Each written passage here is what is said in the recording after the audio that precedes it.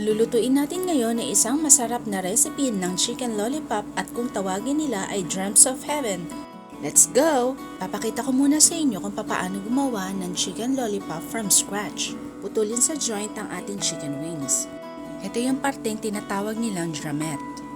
Hiwain yung balat na nakakabit sa buto or dun sa cartilage. Hilain pababa yung mga laman ng drumette tulad nung nasa video. Babaliktarin natin ang laman tulad ng nakikita nyo sa video para maghugis bilog ito, tulad ng lollipop.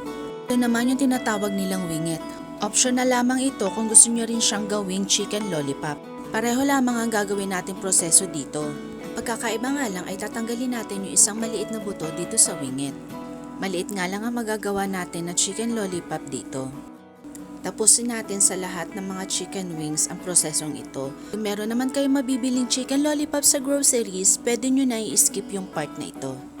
Una, ibababad natin ang ating chicken lollipop. Sa isang bowl, ilagay ang toyo, suka, ginger garlic paste, at kashmiri chili powder. Ito ay nabibili online. Kung sakali wala tayong makita nito, pwede na natin i-substitute ang any chili powder na meron tayo. Haluin natin maigi yung ating marinade. Pagkatapos ay ilagay na natin dito ang ating chicken lollipop. Haluin natin maigi hanggang sa makoat ang ating chicken lollipop. Ibababad natin ito ng mga 20 to 30 minutes.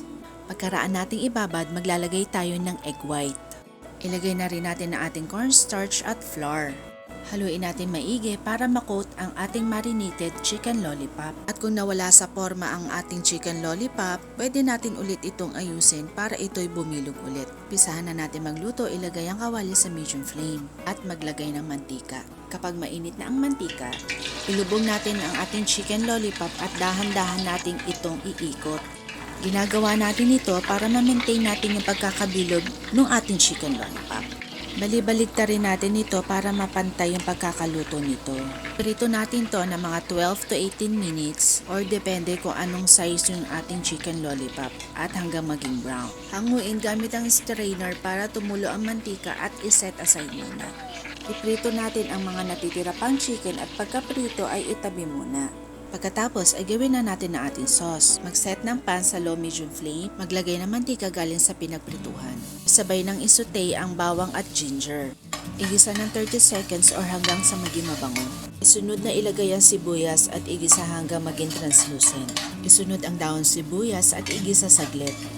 Ilagay ang ketchup, chili sauce, soy sauce, suka, sugar, kashmiri powder, asin at paminta. Haluing maigi. Pagkatapos ay maglagay ng konting tubig at haluin ulit. Sa putong ito, tikman na natin ang sauce at iayon ito sa inyong panlasa. Kapag okay na ang lasa, maglalagay na tayo ng slurry. Papalaputin natin ang ating sauce ng katamtaman lamang. Kapag okay na, ilalagay na natin ang ating chicken. Haluin maigi hanggang sa makoat ang ating chicken lollipop. Maglagay tayo ng dahon sibuyas para mas lalong sumarap. Ayan, ready na! Ilagay na natin ito sa ating serving plate. Ito na ang ating chicken lollipop, Dreams of Heaven. Okay, kain na!